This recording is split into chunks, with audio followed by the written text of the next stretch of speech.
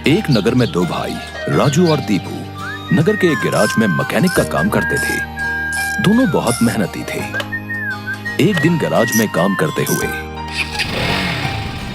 भाई मैं सोच रहा था अगर हम ऐसे ही काम करते रहे तो एक दिन अपना एक गैराज खोल लेंगे और फिर जल्दी ही दूसरा और फिर तीसरा और जल्दी ही हर शहर में अपना एक गैराज होगा।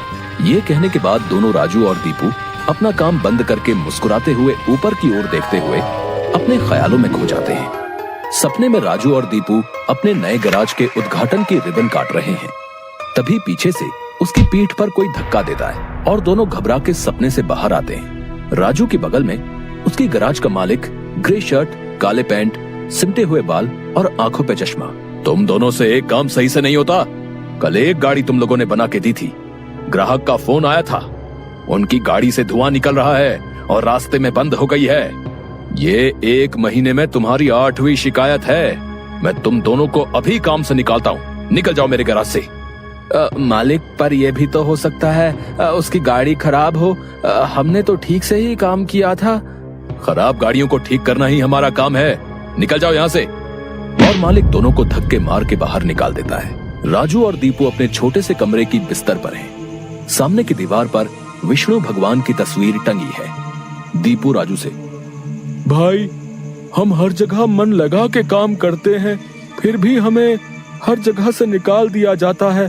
किसी को हमारी कद्र ही नहीं। हाँ भाई, यहाँ किसी को हमारी कद्र नहीं है।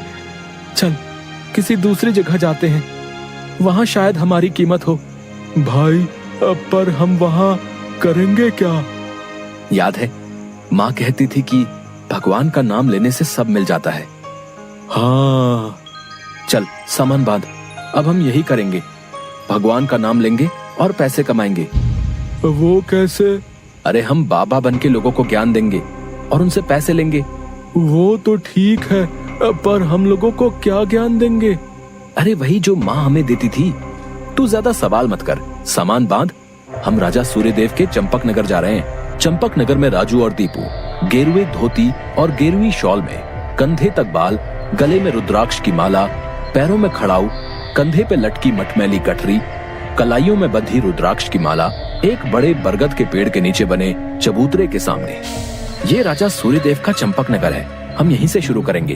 दीपू सुन, आज से तेरा नाम दीपू नहीं दीपेश्वर है, समझा? और मैं एक सिद्ध योगी। मैं यहाँ बैठता हूँ और ध्यान करता हूँ।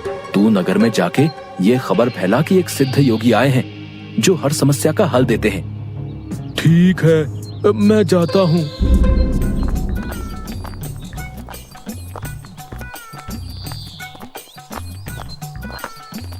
भाई हमारे सिद्ध बाबा जी के लिए कुछ दान दो। ये कौन से बाबा हैं और कहाँ हैं? बड़े सिद्ध बाबा हैं, उनके पास हर समस्या का हल है। नगर के बाहर जो बड़ा बरगद का पेड़ है ना, वहाँ ठहरे हुए हैं। अगर तुम्हें कोई समस्या हो तो उनसे जाके मिल लो, वो तुम्हें हल जरूर बताएंगे। पर हाँ, दान के लिए कुछ लेकर जरूर आना। हाँ, मैं जरूर आऊंगा। औरों को भी बता दो, पूरे नगर का भला हो जाएगा। जरूर बाबा जी, जरूर। राजू पेड़ के नीचे ध्यान में बैठा हुआ है और दीपू थैले में सामान लेके उसके पास जाता है। मैंने नगर में खबर फैला दी है, जल्दी ही लोग यहाँ आते होंगे। तुम तैयार रहो। मैं तो कब से तैयार हूँ, देखते हैं क्या होता है। राजू फिर से ध्यान में बैठ जाता है। तभी नगर के लोग वहाँ आने लगते हैं और हाथ जोड़ के नीचे बैठे हैं। बाबा, हमारा काम नहीं चल रहा, कृपा करें। आप जो भी दान के लिए लाए हैं बाबा के चरणों में रखें और बाबा से गुरु मंत्र लें। दुकानदार राजू के पास पैसे रखता है और हाथ जोड़कर खड़ा हो जाता है। राजू इशारे से दुकानदार को अपने पास बुलाता है और उसके कान में कहता है, श्री राम, हर बिक्री के समय मन में ये नाम का जाप करो, बिक्री बढ़ जाएगी। याद रहे, अपना ये मंत्र किसी को नहीं बताना, अपनी पत्नी को भी नहीं।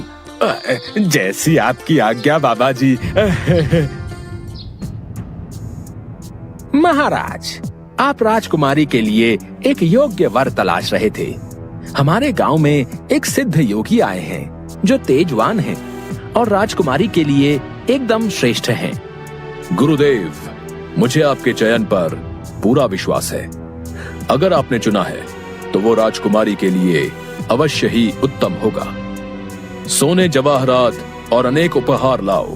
हम अभी उन महान योगी के पास जाएंगे और उनसे राजकुमारी से विवाह करने का आग्रह करेंगे। हे तपस्वी, मैंने आपके बारे में जो सुना था, आप उतने ही तेजस्वी हैं। मेरा आग्रह स्वीकार करें। राजू ध्यान से आंख खोलकर राजा को देखते हुए, जी महाराज, कहिए क्या परेशानी है आपको? मेरी इच्छा है कि आप मेरी पुत्री से विवाह करें और ये उपहार स्वीकार करें। राजू काफी देर तक उपहार में लाए सोने, चांदी और अनेक वस्त्र और उपहारों को देखता है, फिर राजा की ओर मुड़ता है। महाराज, मैं तो एक सन्यासी हूँ, मुझे इन सब से क्या लेना? मुझे क्षमा करें, मैं आपकी बात नहीं मान सकता। दीपू चौंकते हुए राजू को देखता है।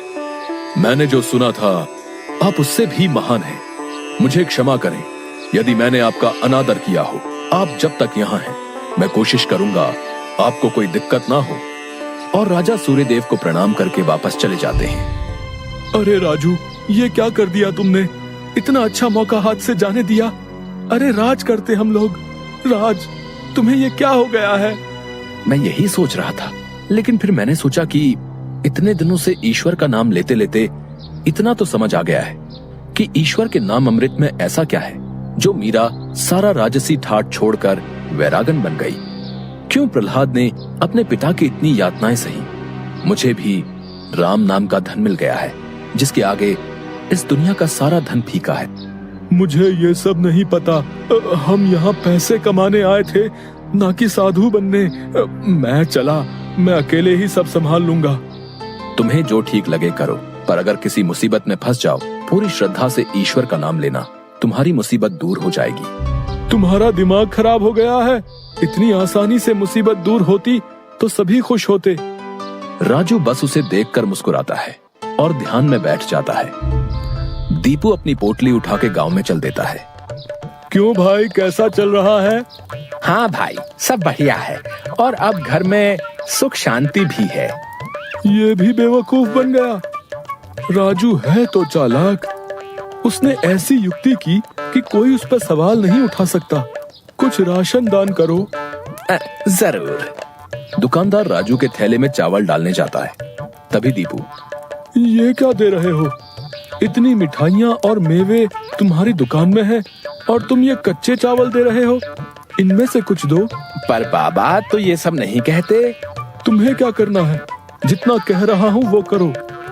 दीपू आगे जाता है और जोहरी की दुकान में दुकानदार से, और भाई जोहरी, कैसी चल रही है दुकानदारी? बाबा की कृपा से सब बढ़िया चल रहा है। कहिए क्या सेवा करूं? बाबा के लिए कुछ दान दो। इससे पहले कि इन्हें मेरी असलियत पता चले, इनसे तगड़ा दान लेके गांव से गायब हो जाऊंगा। फिर ये लोग राजू के पीछे पड़ेंगे तो उसे समझ आएगा। बाबा के लिए कुछ दान दो। जौहरी पैसे निकाल कर देने लगता है। अरे ये क्या भीख दे रहे हो? बाबा की कृपा से तुम्हारी दुकान चल रही है। इतने सारे जवाहरात हैं, इनमें से दो, कुछ कीमती सा। जितना दोगे उससे ज्यादा मिलेगा। ये बाबा को क्या हो गया है? कोई नहीं, बाबा को देने से मेरा क्या घटेगा। जौहरी एक सोने की हार दीपू को दे देता है। ये लीजिए बाबा। अच्छा धन बटोर लिया है मैंने। इससे काफी दिनों तक काम चल जाएगा। बड़ी भूख लग गई है, कुछ मिठाइयाँ खा लूं। दीपू एक पेड़ के नीचे बैठ के मिठाइयाँ खाने लगता है। तभी वहाँ 4 डाकू, चेहरे पे नकाब, काले कपड़े और हाथ में छुरी लेकर आ जाते हैं। जो कुछ भी है वो हमें दे दो, नहीं तो हम तुम्हें मार डालेंगे। दीपू डर से अपनी पोटली उन्हें दे देता है। तभी डाकुओं के सरदार का नकाब खुल जाता है। दीपू उसे देख लेता है। अब तुझे मरना होगा, क्योंकि तूने मेरा चेहरा देख लिया है। हे भगवान, ये क्या हो रहा है? कैसे बचूं इनसे? भागने की कोशिश की तो ये लोग पकड़ लेंगे। क्या करूं? तभी उसे राजू की बात याद आती है। अगर किसी मुसीबत में फंस जाओ, पूरी श्रद्धा से ईश्वर का नाम लेना, तुम्हारी मुसीबत दूर हो जाएगी। दीपू आंखें बंद कर घुटने पर बैठकर, हे नारायण मेरी रक्षा करो, हे नारायण मेरी रक्षा करो। डाकू का सरदार दीपू को उठाकर, सुन, राजा के सिपाही हमारी ओर आ रहे हैं, इसलिए तुझे छोड़ रहे हैं। अगर तूने किसी को हमारे बारे में बताने की कोशिश की तो तुझे जिंदा नहीं छोड़ेंगे। ये ले अपनी पोटली। डाकू भाग जाते हैं। दीपू सामने से सिपाहियों को आते देख मन में, हे नारायण, मुझसे भूल हुई जो मैं राजू की बात को समझ नहीं पाया। मैं राजू के पास वापस जा रहा हूँ और उसके साथ रहकर आपके ध्यान में अपना जीवन बिताऊंगा। मुझे माफ कर दो राजू, मैं ईश्वर के नाम की महिमा को नहीं समझ पाया, पर अब मैं समझ गया हूँ और तुम्हारे साथ ईश्वर के नाम का धन कमाना चाहता हूँ। राजू दीपू को गले से लगाता है